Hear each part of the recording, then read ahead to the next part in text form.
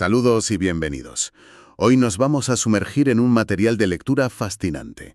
El primer volumen de las cartas a su hijo de Lord Chesterfield, que fue un aristócrata y hombre de Estado del siglo XVIII.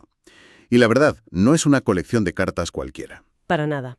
De hecho, no estaban pensadas para publicarse, lo que las convierte en una ventana increíblemente honesta, casi brutal, a la mentalidad de la élite de la época. Exacto. Nuestra misión hoy es analizar este manual de instrucciones que un padre le da a su hijo para triunfar. Pero no es un manual de moral o de trabajo duro en el sentido que lo entendemos hoy. No, en absoluto. Es un manual para construir, pieza por pieza, al perfecto caballero del siglo XVIII, una especie de máquina social diseñada para la diplomacia y la alta sociedad. Y las reglas de esa construcción son, a la vez, brillantes y, bueno, un poco escalofriantes. Totalmente. Es que es un proyecto de ingeniería de la personalidad. Y en el centro de todo, como un mantra que repite en casi cada carta, hay una idea que lo domina todo. Una obsesión, diría yo. La llama las gracias, las gracias, las gracias. Que, a primera vista uno piensa en buena educación, en saber usar los cubiertos y no hablar con la boca llena. Pero me da la sensación de que para él era algo mucho más estratégico, ¿no? Has dado en el clavo con la palabra estratégico. Para Chesterfield, la buena educación era el nivel cero, lo que se daba por supuesto. Las gracias eran el arsenal completo del encanto personal. O sea, no se trata solo de no ofender. No, se trata de seducir activamente. Él lo define como un conjunto de talentos menores. La amabilidad, la afabilidad, los modales corteses, el buen humor. Son las cualidades que, según él, te ganan el afecto de la gente. Y hace una distinción que me parece clave. Dice que los grandes talentos, el conocimiento profundo, las virtudes con mayúsculas, eso te puede ganar la admiración de la gente, sí, pero también genera envidia y hasta miedo. Exacto. Nadie quiere de verdad a la persona más lista de la sala, pero todo el mundo quiere estar cerca de la más agradable. Justo. Y lo explica con una de sus analogías que son fantásticas. Dice, la virtud y el saber, como el oro, tienen su valor intrínseco, pero si no se pulen, pierden gran parte de su lustre. Es buenísima esa frase. Y luego remata con algo aún más provocador. El latón pulido circulará más que el oro en bruto. Es una afirmación tremenda. Madre mía. Está diciendo que una apariencia brillante con menos sustancia es socialmente más valiosa que una gran sustancia con una apariencia tosca. Es una bofetada de realismo cínico. Básicamente, no importa lo bueno que seas si no sabes venderlo. Y lo conecta con la psicología. Cita una máxima de La Rochefoucauld que me ha parecido genial. L'esprit est souvent la dupe du cœur. Es decir, la mente es a menudo engañada por el corazón. Y ese es el núcleo de su estrategia. Su argumento es, si quieres convencer a la mente de alguien, no ataques directamente con lógica y argumentos. Es un camino largo y difícil. El atajo. El atajo. La autopista es a través del corazón. Gánate sus pasiones, su afecto, su vanidad, y su mente se rendirá sin oponer resistencia. Las gracias son la llave maestra para abrir el corazón de los demás. Y hay un punto que a mí me ha dejado de piedra. Su ataque frontal a la risa. A la risa. ¿Puedes explicar eso? Porque a primera vista suena a locura. Suena a locura, pero es perfectamente coherente con su filosofía del control total de la imagen. La considera la alegría del vulgo, algo ruidoso e incontrolado. ¡Qué fuerte! Llega a escribir esta frase increíble. El verdadero ingenio o el buen sentido nunca provocaron una carcajada desde la creación del mundo. Para él, un hombre de mundo, un caballero, sonríe. Solo sonríe. Solo sonríe. Una sonrisa es controlada, es sutil, puede ser irónica, puede ser cálida. Pero es una elección. Una carcajada es un espasmo, una pérdida de control. ¡Qué agotador! Imagina tener que vivir así, monitorizando hasta si tu sonrisa es demasiado amplia. Es la antítesis de la espontaneidad. Te convierte en una especie de robot social, perfectamente calibrado. Un robot encantador, eso sí. Pero un robot al fin y al cabo. Todo, absolutamente todo es una actuación calculada para proyectar una imagen de refinamiento y autocontrol. Vale, pero que nadie se lleve una idea equivocada. Todo este énfasis en la apariencia y las maneras podría hacernos pensar que Chesterfield quería criar a un dandy superficial, un encantador de serpientes vacío por dentro. Sí, podría parecerlo. Y nada más lejos de la realidad. En absoluto. De hecho, la segunda pieza de este caballero perfecto es una base intelectual increíblemente sólida. El plan de estudios que le impone a su hijo es de una exigencia brutal, pero con un enfoque muy particular, muy práctico. Sí, eso me ha llamado la atención. No es un conocimiento por el mero placer de saber. Por ejemplo, le dice que se centre en la historia moderna, desde el siglo XV en adelante. Y la razón es puramente pragmática, Claro. porque es cuando Europa empieza a ser lo que es hoy. Le dice que no pierde el tiempo con batallas de la antigua Grecia, sino es para sacar una lección aplicable al presente. Porque son, literalmente, las reglas del juego en el que va a tener que competir. Es un mapa. El conocimiento no es un adorno cultural, es un mapa del campo de batalla. Le da consejos muy concretos sobre cómo aprender de forma activa. Como el de Leipzig, sí. Le dice, cuando llegues, no te dediques solo a hacer turismo. Consigue un resumen sobre el gobierno de la ciudad, sus privilegios, su comercio. Sí. Y luego, usa esta información para hacer preguntas inteligentes a la gente importante de allí. O la idea de llevar siempre un pequeño cuaderno para anotar datos de cada estado que visita. Fuerza militar, ingresos anuales, deudas, principales exportaciones. Es casi como si lo estuviera entrenando para ser un espía económico. Un analista de inteligencia, sin duda. Pero esto nos lleva a una pregunta clave sobre el uso de todo ese conocimiento. Porque si las gracias eran el exterior y este conocimiento era el interior, ¿cómo se combinaban? Claro. Y aquí Chesterfield es tajante. La mayor vulgaridad es hacer ostentación de lo que sabes. La pedantería es el pecado capital del hombre de mundo. Le dice una frase que es oro puro. Cuanto más sepas, más modesto debes ser. Y le da un consejo que es casi maquiavélico. Le dice, incluso cuando estés absolutamente seguro de algo, no lo afirmes con rotundidad. ¡Es buenísimo! Preséntalo como una duda. Di, me parece que he leído que, muéstrate abierto a que te convenzan.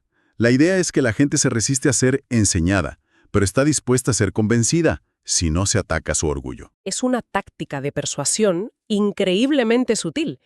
Desarmas a tu interlocutor aparentando modestia para luego poder guiarlo hacia tu conclusión. Odiaba a los eruditos de su época que él consideraba que solo eran bibliotecas andantes. Sí, esos que solo hablaban de los clásicos. Exacto.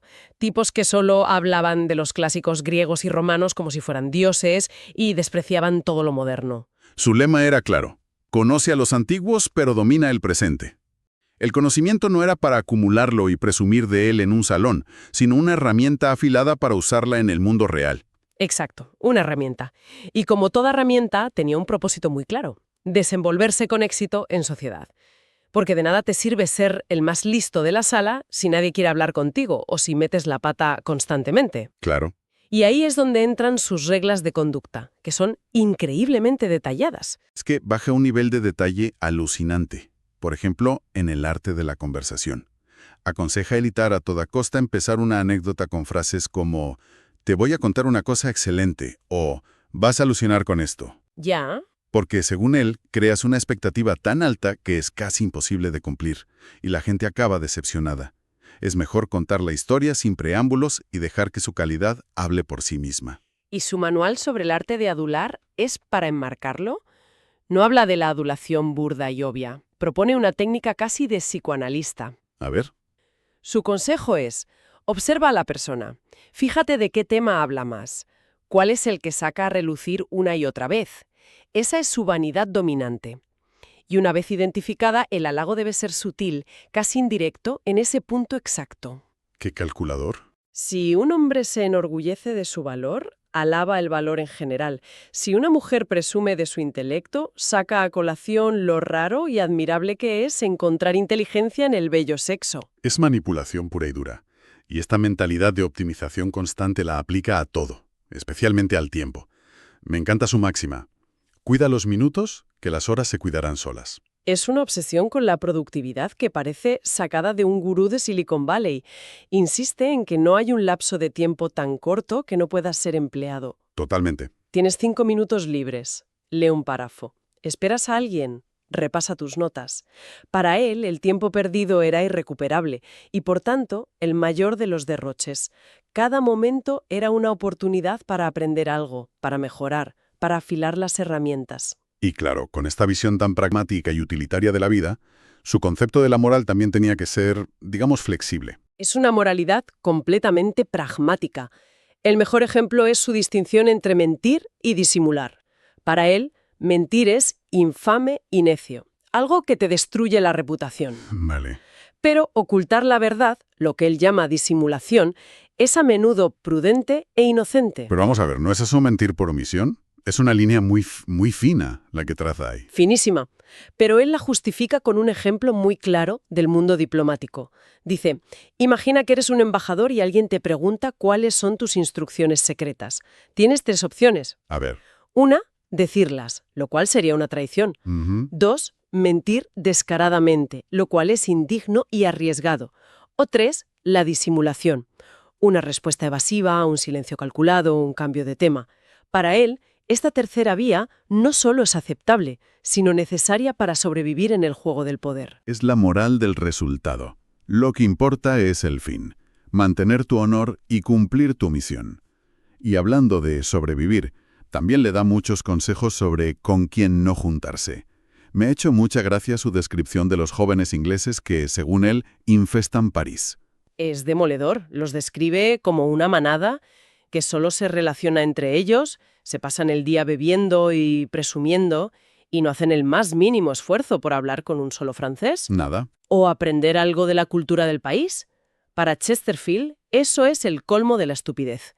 Estás en el centro cultural del mundo, pagando una fortuna y lo desperdicias como si estuvieras en una taberna de Londres. Es un desperdicio de oportunidades. Cada momento en el extranjero es una oportunidad de aprendizaje y perfeccionamiento social, y desperdiciarlo en compañías vulgares es el peor de los pecados. Al final da igual de que hable historia, conversación, moralidad, compañías.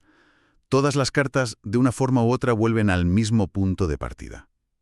La necesidad de agradar. Siempre vuelve ahí. Hay una frase que resume toda su filosofía. Le dice a su hijo que el mérito sólido, sin buenos modales, será rechazado.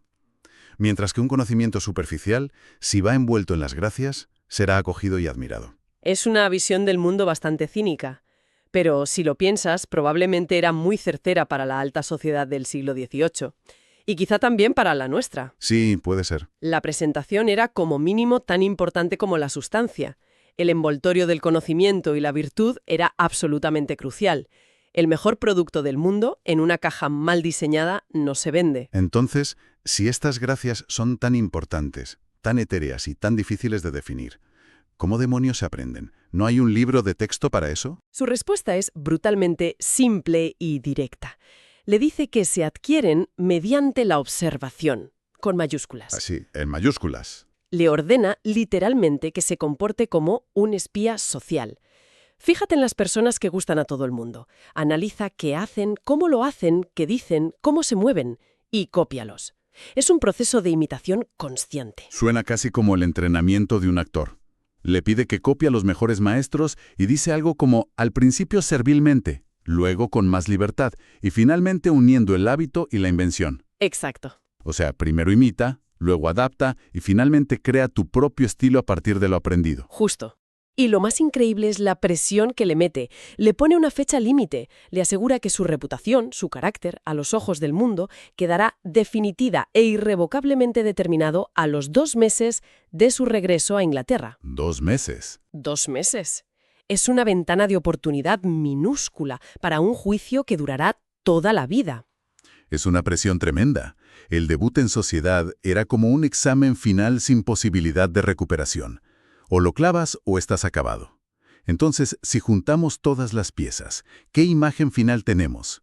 Parece que la identidad pública en esa época no era algo que se desarrollaba orgánicamente, No, para nada. sino algo que se diseñaba, se construía y se lanzaba al mercado como un producto. Totalmente. Lo que nos dejan estas cartas es una contradicción fascinante. Por un lado, es un manual de autoayuda casi moderno, lleno de consejos sobre productividad, aprendizaje práctico y disciplina. Pero por otro, todo ese conocimiento, toda esa autodisciplina, es solo el motor de una máquina diseñada para un único fin: la manipulación social, Es el arte de la apariencia. elevado a su máxima potencia. Es un manual para triunfar en un mundo que se rige no por la realidad, sino por las percepciones. No basta con ser bueno, hay que parecerlo. Y no solo parecerlo, sino parecerlo de la manera más natural y encantadora posible. Exacto. La sustancia es necesaria, sí, pero son las gracias las que actúan como la llave maestra que abre todas las puertas. Lo que nos deja con una última idea para reflexionar. Chesterfield estaba convencido de que el carácter de su hijo, su marca personal, se fijaría para siempre tras un brevísimo periodo de escrutinio social a su regreso a Londres. Sí. Y esto nos hace preguntarnos, en nuestro mundo de redes sociales, de perfiles de LinkedIn, de primeras impresiones digitales, ¿ha cambiado tanto esa idea? O quizá la pregunta es si simplemente hemos encontrado herramientas nuevas y mucho más potentes para llevar a cabo ese mismo juicio público, pero de una forma infinitamente más rápida, más global y posiblemente mucho más implacable.